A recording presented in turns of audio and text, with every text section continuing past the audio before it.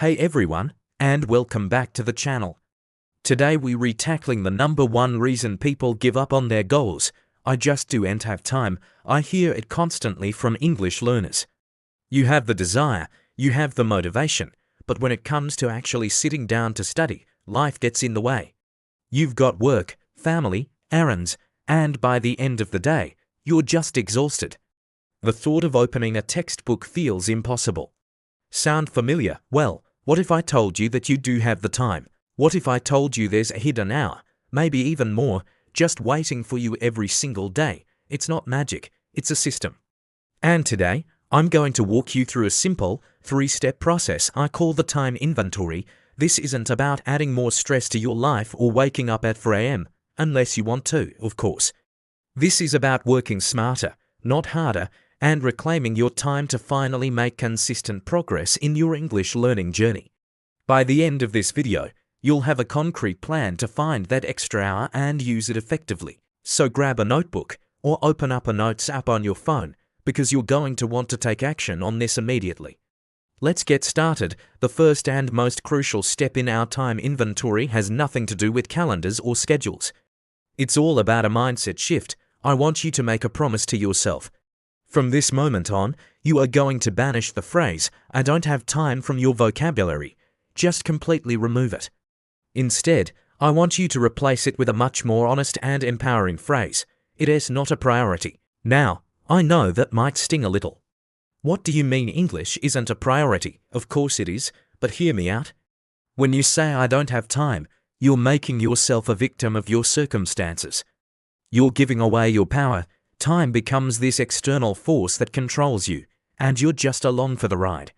It's a passive statement that leads to inaction.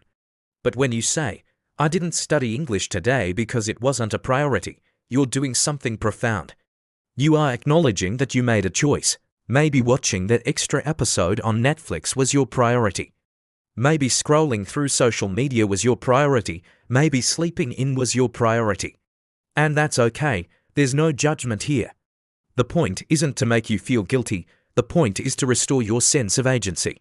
You are in control of your schedule. You decide what gets your attention. Saying it's not a priority forces you to confront your own choices. It makes you ask, wait, is that true? Is my goal of speaking fluent English really less of a priority than checking my email for the 10th time? This simple change in language transforms you from a passenger to the driver of your own life. It puts the power squarely back in your hands. You are no longer at the mercy of your busy schedule. You are the architect of it. And once you truly internalize this, that every minute of your day is a result of the priorities you set, you are ready for the next step. You've laid the foundation to start making different, more intentional choices that align with your real goals. So try it for a day. Every time you catch yourself thinking "I don't have time," stop and rephrase it. "I'm not doing this right now because it's not my priority." See how that feels. It's the first step to taking back control. All right, now that we've got our mindset right, it's time for step 2, tracking. You can't manage what you don't measure. You might think you know where your time goes, but I guarantee you'll be surprised. Our brains are notoriously bad at estimating how we spend our days. We remember the big blocks of time: work, sleep, meals, but the little moments, the in-between minutes, they just vanish. This is where we're going to become time detectives. Your mission, for 1 week, is to log your activities. That's it, 7 full days. I want you to track everything you do, from the moment you wake up to the moment you go to sleep. You can use a simple notebook, a spreadsheet, or a time tracking app on your phone like Toggle or Clockify. The tool doesn't matter as much as the consistency. Be honest and be detailed. Don't just write "work for 8 hours." Break it down. What were you actually doing? Answering emails, attending a meeting, writing a report, getting coffee with a coworker, browsing the internet. The more granular you are, the more powerful this exercise will be. Log your commute, log your meals. Log the time you spend getting ready in the morning, watching TV, scrolling through Instagram, playing with your kids, running errands, talking on the phone, everything. It might feel a bit tedious at first, but stick with it. Think of yourself as a scientist collecting data. There's no good or bad data, there's just information.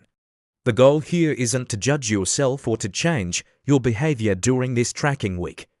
In fact, try to live your week as normally as possible. We want to get a clear, accurate snapshot of a typical week in your life. This data is the raw material we need for the final, most exciting step. This is your personal time map, and once you have it, you can start to find the hidden treasures. So commit to it for the next 7 days. Be a diligent time tracker. Your future, more fluent self will thank you. Okay, you've made it through the tracking week.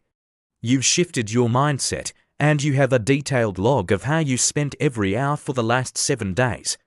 Now comes the fun part. Step 3, analysis and repurposing. This is where we put on our detective hats again and find that elusive extra hour. Take out your time log and a highlighter. We're going to look for 2 things. First, identify the big chunks of unproductive time. Maybe you discovered that you spend 2 hours every night just scrolling aimlessly on your phone before bed. Or perhaps that quick TV show break in the afternoon always turns into a 3-hour binge watch. These are the obvious time sinks. Don't feel bad about them, just notice them. Circle them. These are prime candidates for reallocation. You don't have to eliminate them entirely, but could you cut that scrolling time in half? Could you limit your TV to just 1 episode? That alone might free up a full hour right there. But here's where the real magic happens.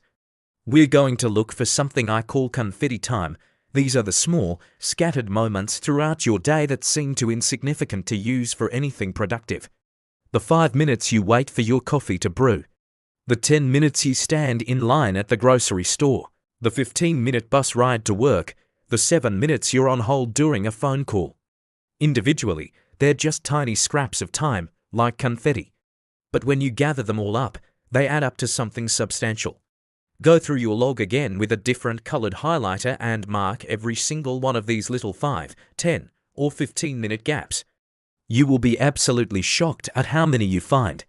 This is your goldmine. This is your hidden hour.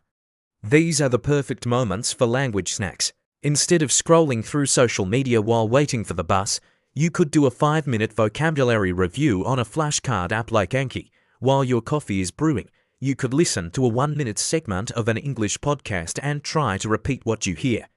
While you're in line at the store, you could write a few sentences in a journal app on your phone, describing your surroundings in English. The key is to prepare for these moments. Have your language snacks ready to go. Download podcasts, create your flashcard decks, have a notebook handy. When you repurpose this confetti time, you're not adding a new, stressful study block to your day. You're transforming wasted moments into powerful opportunities for practice. You're weaving English learning into the fabric of your existing life. Add up all that confetti time you found. I bet it's at least 30 to 60 minutes. Combine that with trimming just one of those larger time sinks, and suddenly, finding an extra hour for English every day doesn't seem so impossible, does it? It was there all along, hiding in plain sight. So there you have it, the 3-step time inventory to find your hidden hour for English learning. Let's do a quick recap. Step 1 is the mindset shift. Replace I do and have time with it as not a priority to reclaim your power of choice. Step 2 is tracking. Meticulously log your activities for 1 week to get an honest picture of where your time actually goes. And step 3 is analysis and repurposing. Identify large time sinks and, most importantly, gather up all that confetti time to use for quick, effective language practice. This system works because it's not about finding a magical, non-existent 25th hour in the day. It's about being intentional with the 24 hours you already have. It's about understanding that progress isn't made in giant, heroic leaps, but in small, consistent steps taken every single day. That 5 minutes of vocabulary review while you wait for the elevator might not feel like much, but do that every day, and over a year, that's over 30 hours of focused study you wouldn't have had otherwise. Your challenge now is to put this into practice. Don't just watch this video and think, that's a nice idea. Start today. Start with the mindset shift. This weekend, start tracking your time. I promise you, the insights you gain will be a game changer not just for your English learning, but for how you approach all of your goals. You are in control. Thank you so much for spending your valuable time with me today. I hope you found this strategy helpful and empowering. If you did, please give this video a thumbs up.